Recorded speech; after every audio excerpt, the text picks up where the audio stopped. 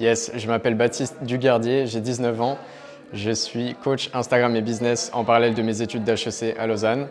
Et j'accompagne les entrepreneurs, les infopreneurs et les coachs à grandir sur les réseaux sociaux et à s'ajouter plusieurs milliers d'euros par mois. Et ça fait quelques jours, quelques semaines que tu as rejoint notre co-living. Est-ce que tu connaissais quelqu'un avant de venir ou pas? Non, pas personnellement, c'était plus sur les réseaux sociaux, je vous avais vu un petit peu. Et du coup, je trouvais sympa de vous rencontrer. C'est quoi ta relation du coup avec les personnes que tu as pu rencontrer? Ça a bien matché? Comment ça s'est passé? Ouais, il y a eu des connexions assez fortes assez rapidement, notamment Polo qui est juste là, ma safe place. On se parle tout le temps des discussions de ouf. Ça match très bien, ça connecte très vite et puis c'est intéressant. Je suis avec des personnes stimulantes, sympas, alignées, drôles et tout, donc c'est trop cool, ça match vite et il n'y a pas de prise de tête. Trop bien. C'est quoi la différence tu dirais, entre l'environnement où tu vis en temps normal là, avant de nous rejoindre et là? La grande différence, c'est que mon environnement habituel me pousse un peu plus vers le bas, alors que là, je suis poussé vers le haut. En termes d'énergie, en termes d'entrepreneuriat, de discussion, sur un peu tous les aspects.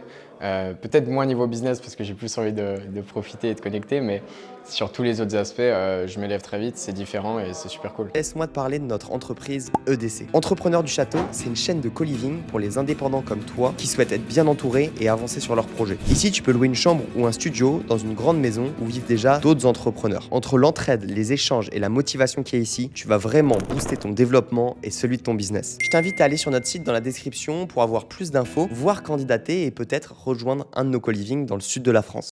Dernière question, est-ce que tu pourrais me dire un moment que tu aimes bien, qui se répète souvent, un moment que tu as bien aimé en général au co-living, un moment que tu kiffes?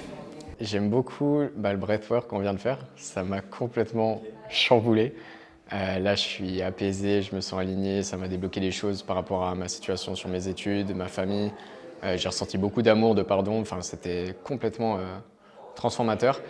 Et au quotidien, en fait, je prends beaucoup plus de plaisir à entreprendre. Je suis entouré de personnes sympas. De nouveau, le jardin, il me donne tellement d'énergie, j'ai envie de faire du sport tous les jours. On a fait 3 paddles en 4 jours.